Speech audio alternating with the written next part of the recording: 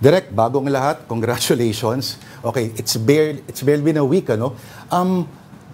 Yung kayo po ay matagal na rin naging technical consultant po ni Chairman Tirso Cruz III.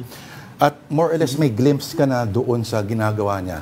Pero nung kayo na finally nakaupo, meron ka bang insight na, okay, hindi pala ganito yun, or it's what I imagined? Meron hubang ibang insight, sir? Yeah, definitely. Because when I was a technical consultant of Tirso, of Chair Tirso, I was giving him pieces of advice based on certain developments that were happening along the way. But just today, when I officially started and met with everybody regarding the status of FDCP, I've come to realize that I was only seeing the tip of the iceberg because there was a much larger problem inside, and there are more challenges inside as there is outside with the industry that we are meant to service. So instead of congratulating me, I greatly suggest that you wish me luck. Okay, because this is the most challenging job, and I've accepted it. Therefore, then the challenge will be mine. Direk, you just mentioned it. There are larger issues, there are more responsibilities, and the challenges inevitable po that you will be facing. How does it feel knowing that you would have to go through all of that as a new FDCP chair? I find it to be really such a challenge because how shall I put it? There is no way of backing out. Alam nga naman mag-resign ako, kaka-appoint ko pa lang, kaka-oath taking ko pa naman. But then at the same time, it challenges your creativity. It challenges your capability to manage, all these sorts of problems. See, there are three basic problems which I am facing right now, and it is much larger than the agency itself. It is involving the industry that we are servicing. Okay, first is, Lord, it's sustainability of the industry. Yes. How do you sustain the Philippine movie industry in the changing landscape of entertainment, which was triggered most especially by the pandemic?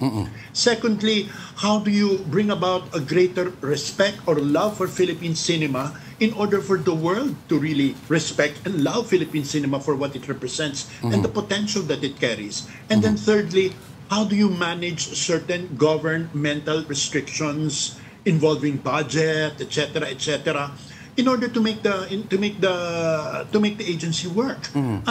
It's a conflagration of all sorts of problems, but you look at it with positivity and hope, and it's like working on a puzzle. So it's a challenge. Related yan sana, Direk, sa susunod ko itatanong, pero party nasagot yun na kasi ang impresyon ng marami, ang trabahong yan is fundamentally left brain. Ibig sabihin analytical, puro meeting, puro mga budget, puro mga numero. At ikaw naman po kasi ang hari ng multitasking even before the term was invented. Yeah. So, ang worry lang kasi ng iba, Direk, at mukhang tinanggap mo na iyata ito. By accepting that post, the industry has lost a writer, a director, a producer, as an essayist. What is the question? I mean, the question is, do I have to give up all that? There are certain sacrifices that I have to embrace. Okay, perhaps the biggest of these is I have to step down from Cinemalaya, which has been my baby for quite a number of years right now, because I cannot be part of any particular festival, but at the same time be part of FDCP, which gives grants to festivals and the likes. So there is an apparent conflict of interest there. But just recently, I met with the board of trustees of the FDCP and told them of my predicament. I said, okay, I'm going to step down from Cinemalaya. But, through the grace of God and the kindness of the members of the Board of Trustees, they allowed me to continue directing. Okay, they said that, we are not going to stop you from directing. I said, okay, I will continue directing, but not a single one of my projects will be requesting anything from FDCP. That much I can guarantee, and that much is assured. Nangangahulugan, I can still direct. Okay, but then it cannot ask for grants, it cannot ask for incentives from FDCP. And the third, which is my third love, which is teaching, I'm allowed to teach because wala namang conflict of interest. So I will keep on teaching in De La Salle University, and I may stay, as a consultant in the College of St. Benilde. So it's still basically the same thing, except that I asked for an extra layer of work to add to my rather, fill and fulfilling days. So it's again part of that challenge. Part of the challenge. Direk, as earlier mentioned also, there is going to be a film education convention happening in September. Ano nga po ba yung mga objectives at ano yung mga pwede nating asahan dyan? Ako, big love ko itong convention na ito. Kasi alam ito ni Lord, I'm an educator by heart. Ang na-realize ko na siguro ang kulang na kulang sa pagmamahal ng Pilipino sa pelikulang Pilipino ay hindi nila alam talaga ang masalimuot at kabuuan ng mundo ng pelikulang Pilipino. Film education is so important. Lalo-lalo na in an age which you can be so distracted by a variety of platforms in which you can find your entertainment and your appreciation of content. So, film education comes in 3 levels. First, there is the filmmaker, the next generation of filmmaker. We have to assure ourselves that we provide enough impetus and possibilities and opportunities for the next generation of filmmakers to be so much better than who we are right now. This present generation, as well as that which I belong. Secondly, the film educators. There are numerous courses, there are numerous threads, even in senior high, in junior high, which teach film, but sometimes the deficiency comes from the teachers who do not know how to teach film. So we want to train teachers to teach film so that their students can properly educate film. And then thirdly, the film audience, the Filipino audience. How do you educate the audience in order to uplift their taste? Right now, with the pandemic, nangyari na yan dahil sa kakapanood baga ng mga platforms, ng mga K-drama, tumaas yung antas at expectation natin sa production. Now, kuyahambing mo, hindi ba Lord, kuyahambing mo naman yung production value ng mga Korean telenovelas, hindi ba? At Korean movies, at ihambing mo sa Pilipino, talagang we will be pale by comparison. Pero, gusto nating ibahagi sa mga Pilipino na hindi nadadaan yan sa production value. Nadadaan yan sa kwento at sa sa pamamaraan ng kwento, kung paano yung gaano kagaling at kaganda ang material. Correct. At hindi nangangahulugan na kapag mahal ang ginastos mo sa pelikula na maganda yon. We know that even from Hollywood, we have all these, fabulous technologically, enhanced movies, which are, theme park rides, which really do not carry any substance. So, it all boils down to the creation of content of both the creative and the audience. Correct. And dito, what we're really gonna fight for is we create films for Filipinos which will be loved by the world. We're not gonna make films for the world which the Filipinos cannot absorb or identify with. We have to first be Filipinos who love films so that the world can appreciate and love our products. Eksakto, Direk. Diyan papunta yung sunod nating tanong.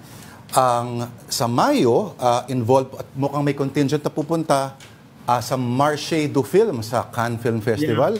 At ito ang isa sa mga leading, Denise, mga leading market ng cinema sa buong mundo. Ano bang plano natin, paano ba natin plano ibenta, Direk, at i-market ang mga pelikulang Filipino doon sa audience na yun?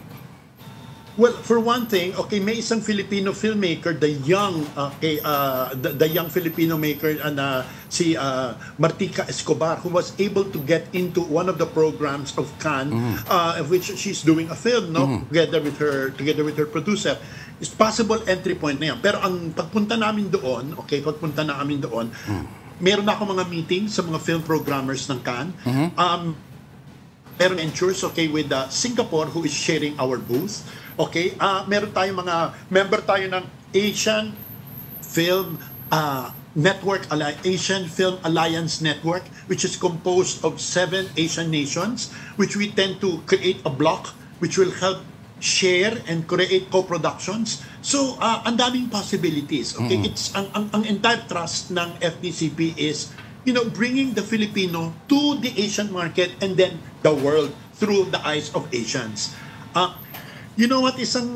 Isang na-realize ko even as early as when I came in as a technical consultant with Tirso is, Lord, it's pointless to go to these festivals if we do not have films to boast and show as Filipinos. Di ba, punta ng festival, wala ka naman mapakitang magandang Filipino work. So, ang emphasis is, gandahan natin mga pelikula natin para pagpunta sa festivals, maipagyayabang natin at masasabi natin na na eto ang Pilipino. So yun, it works both ways, both globalization and local development. Okay, Direk. Baka naman, sabi po nung iba, si Chairman Pip kasi, si Chairman Tirso, hindi ka ba na-worried na itong si Chairman kasi nangyari sa kanya, eventually, sabi niya, gusto na lang niyang maging actor. It's in his blood. Hindi kaya eventually direct lumabas sa inyo na sabihin mo rin sa sarili mo, gusto ka lang maging director. You know what, Lord, I've done more than 100 films. Yes. Okay. I want to do something more. I think you reach a certain point when you realize that, okay, I've given this much and so much to this. Let me try to do something better. Hindi ito sa nagpapakabayani ako or anything like that, nagpapakamartir. Actually, nung pagtanggap ko ito is may pagkamasokista ako. Pero hindi eh. What matters right now is what you can leave behind in terms of how you can help the next generation. And that also brings out the teacher in me. Okay? What is important is that you are able to give opportunities to the next generation so that they may have a much better chance of being able to find their place not only in the country but the world. At saka, from my part, ang isa rin napaka-importante para sa akin is that the Filipino audience grows to love Filipino films. The Filipino film industry cannot just be 10 days each year through the Metro Manila Film Fest. Hindi po pwede na 10 araw lamang sa bawat taon nanonood ang mga Pilipino ng mga Filipino films. And we cannot go back to 2019, okay? Because the pandemic changed the equation of the entire manner of which you find entertainment. So, hanggang sa akin, as much as I can help and as much as my energy still allows me, I am going to work hard on this. Now, yung kay Tirso is an actor and we realized that is his first and great love. With me, I'm a little bit crazier than Tirso. See, I told that to the agency this morning. I'm much crazier than Tirso because my commitment is actually there is something selfish about this because I want to prove something to myself as well that I can do as much with so much and with this given opportunity. And I owe Tirso for this because it was Tirso who endorsed me to be his successor. Direk, balikan ko lang mabilis yung nangyari. No? Noong December, ang ganda ng reception dun sa ating mga MMFF movies. Talaga tumatabo. Ang daming movies na talagang napag-usapan ng matindi. Pero will the FDCP continue to push for, let's say, incentives for Filipino films by way of legislation? Nasaan po tayo with regard to this? Ay, nako. Alam mo, mahirap lang magsalita at this point, pero ang dami naming ginagawa upang matulungan ang Filipino filmmaker. At hindi lamang ang Filipino filmmaker, kundi pati na rin ang mga posibilidad ng mga co-production ng mga Filipino producers with foreign co-productions. Ang dami mga programa ng FDCP na na-establish na noong pangkapanahonan ni Lisa Dino na pinapagpatuloy namin. And hopefully, kumahanap kami, for instance, ang isang ginagawa namin ngayon is we are trying to desperately simplify, okay, the manner by which you can get permits for people to shoot. Okay? We are dealing with Benher Abalos, Secretary Abalos of DILG, na tulungan nyo naman kami para mas madali ang paggawa ng shooting kung paano sa paghingi ng permiso. And you know, thanks to the grace of God, Lord, Benher Abalos was my student. Wow! Okay? So, you know, so because of that, okay, mas maganda yung affinity at yung relationship namin sa isa't isa tungkol dyan. So, yun. So, it really helps a lot. Ang dami pa niyan. We're working with DTI, okay, and we're working with DOT. And yan ang pinupush namin. So that the Filipino movie industry is not merely isolated as such, no, or the FDCP is isolated as such, but rather, it is part of the, you know, it's synchronous, okay, to the other agencies of the government. Alright. Direk, alam ko marami ka pang gagawin at bitin lagi yung usapan. Always a pleasure having you over. Maraming salamat sa oras nyo. FDCP Chair, Direk Jose Javier Reyes. Direk, thank you. No, thank you so much, Lord, and it's really great seeing you again. Right. I wish we can sit on the same table again in the near future.